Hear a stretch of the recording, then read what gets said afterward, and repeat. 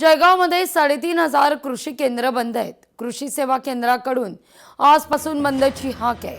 प्रलंबित विविध मागण्यांकरता हा बंद पुकारलाय।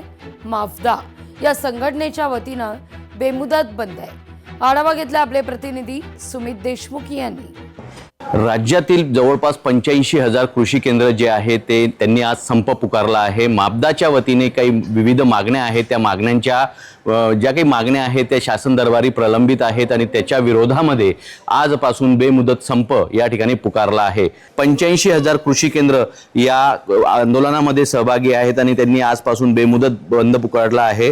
तर माफदा संघटनेच्या वतीने राज्य शासनाकडे प्रलंबित असलेल्या विविध मागण्यांसाठी आज जळगाव जिल्ह्यातील 3,500 कृषी केंद्र या ठिकाणी बंद ठेवण्यात आले आहे।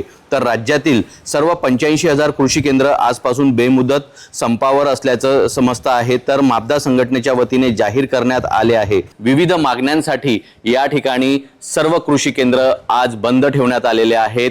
जोपर्यंत आमच्या मागण्या पूर्ण होत नाहीत तोपर्यंत हे आमचं आंदोलन बेमुदत संप पुकारला आहे असं देखील माफदाच्या पदाधिकाऱ्यांनी म्हटलेलं आहे। तर या उपोषणामध्ये देशभरातील सर्व राज्यातील कृषी केंद्रांनी देखील एक दिवसासाठी पाठिंबा दिला आहे। शासन दरबारी असलेल्या ज्या मागण्या प्रलंबित आहेत जोपर्यंत पूर्ण होणार नाही तोपर्यंत कृषी केंद्र जे आहेत हे अशाच पद्धतीने बेमुदत आजपासून संपावर गेल्याचं पाहायला मिळत आहे। सुमित देशमुख, लोकशाही मराठी, जळगाव। बातमी अमरावतीची। अमरावतीमध्ये तापमान 46.8 अंशापार पोहोचलंय। आवश्यक असल्यास घराबाहेर पडा असं आवाहन आता करण्यात येत आहे। तर नवनीत राणा यांच्याकडून नागरिकांना काळजी घेण्याचं आवाहन आहे।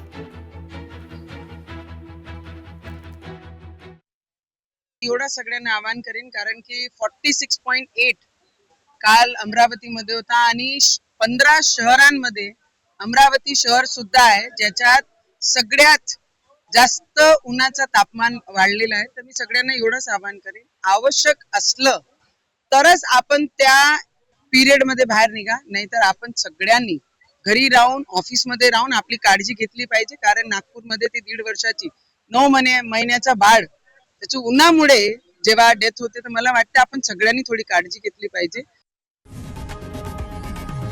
लोकशाही मराठी ऐका, पहा, जागरूक रहा।